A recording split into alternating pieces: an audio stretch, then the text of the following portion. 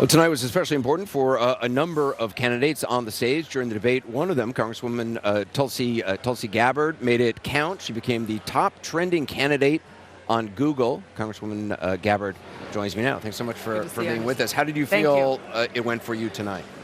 It was a good opportunity to have that platform to be able to address a lot of the major issues that we face. There's never quite enough time to get into these issues, but nonetheless, I think we were able to cover a lot. I want to play an exchange you had with Kamala Harris, Sure. Which obviously got a huge amount of attention. Let's watch.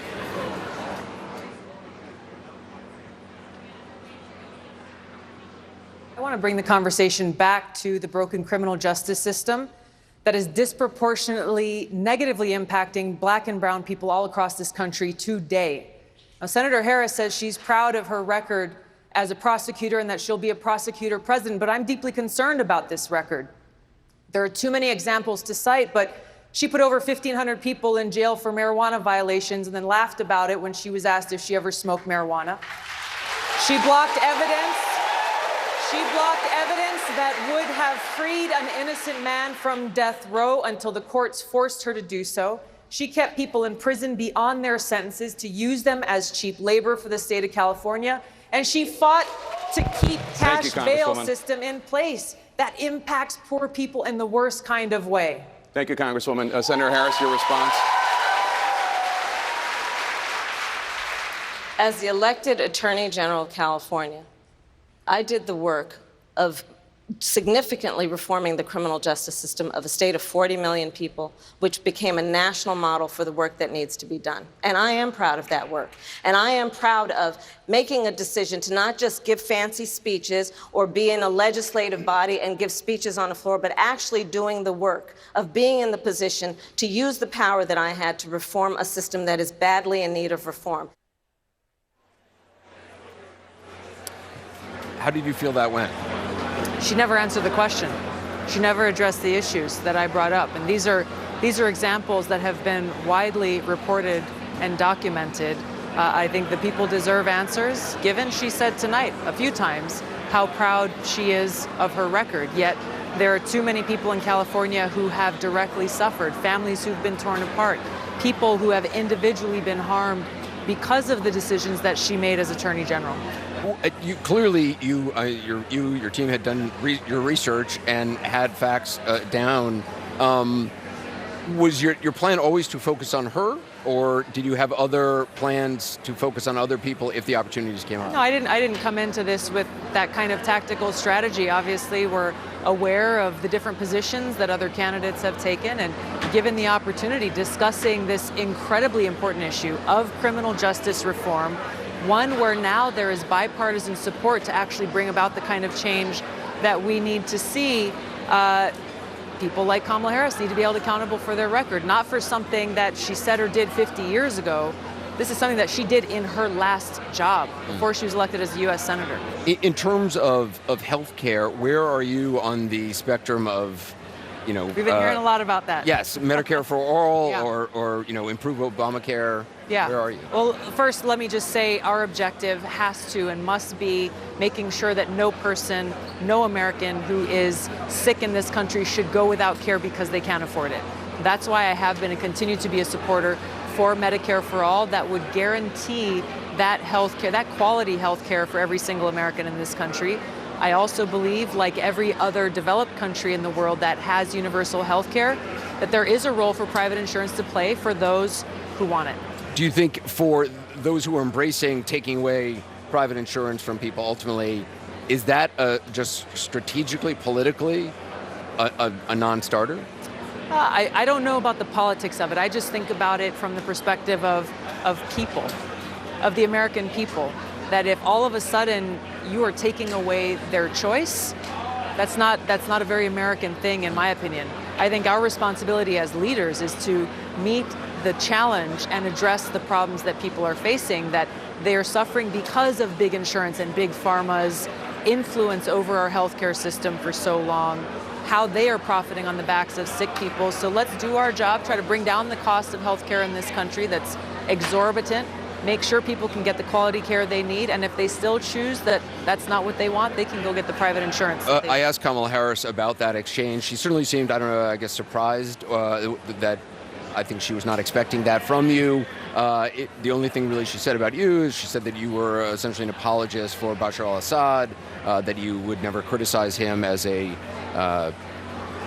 dictator or murderer. I think it's unfortunate and a disservice to voters in this country that she resorts to cheap smears rather than actually addressing her record, the issues that I've raised, and the fact that she said she is proud of this record. If that's the case, then voters deserve to hear about why she's so proud of the lives that she has negatively impacted, the families that she's torn apart in California. If voters are wondering what is your take on Bashar al-Assad, what do you say?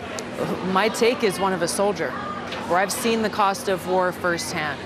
In Iraq, serving in a medical unit every single day, confronted with that high human cost of war. So I will never apologize for doing all that I can to prevent more of my brothers and sisters from being sent into harm's way to fight counterproductive regime change wars that make our country less safe, that take more lives, and that cost taxpayers trillions more dollars. So if that means meeting with a dictator or meeting with an adversary, absolutely, I would do it. This is about the national security of our country. I understand that position. Do you consider him a torturer or a murderer?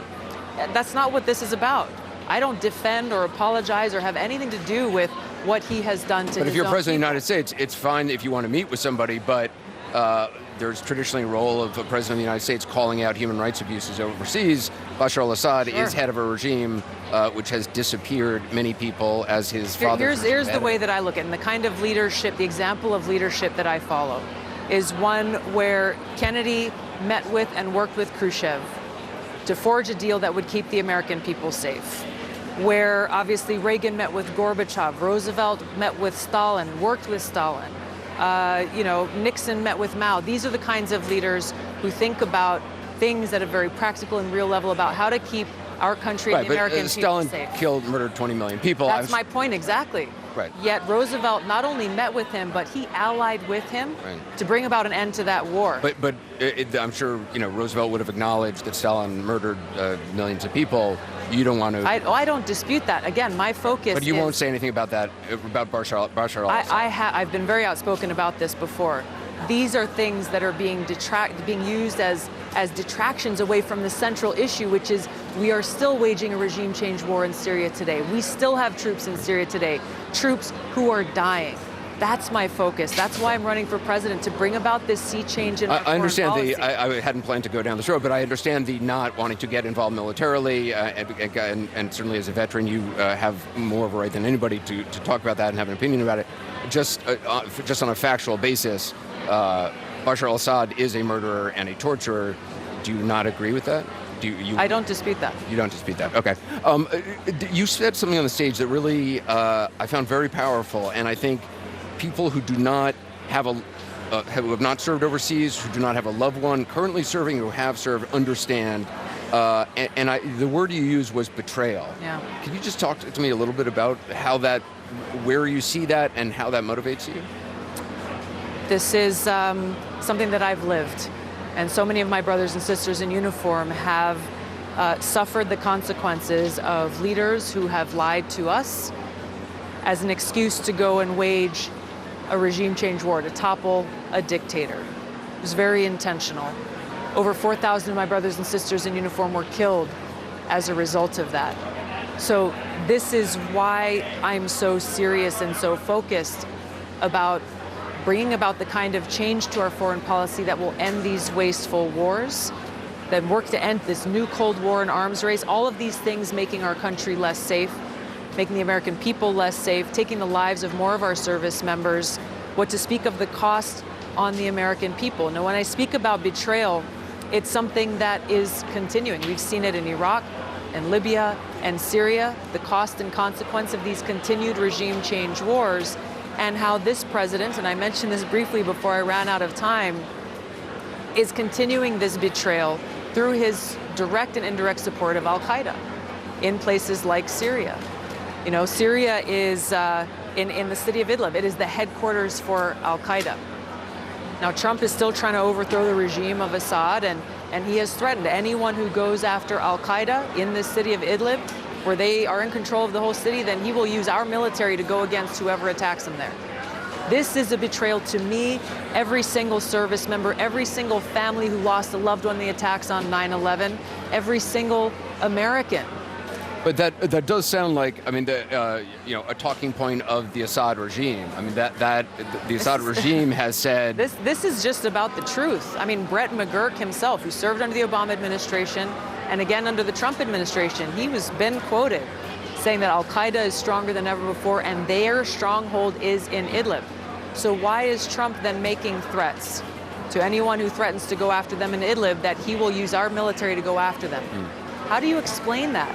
How do you explain that to the 9/11 first responders, people who are still dealing with the after effects of that attack on 9/11? I know some of the other panelists have some questions. Well, that's just more of a political question, but when Senator Harris was here, in addition to the Assad reference, she kind of, on stage, she turned her back to you. She wasn't going to answer your question. And here she said she's at 1% in the polls or whatever. One of the interesting things tonight during the debate was that you're running TV ads during the debate. You have yet to meet the threshold for the next one. Where are you? You going to be there in September? We're working on it.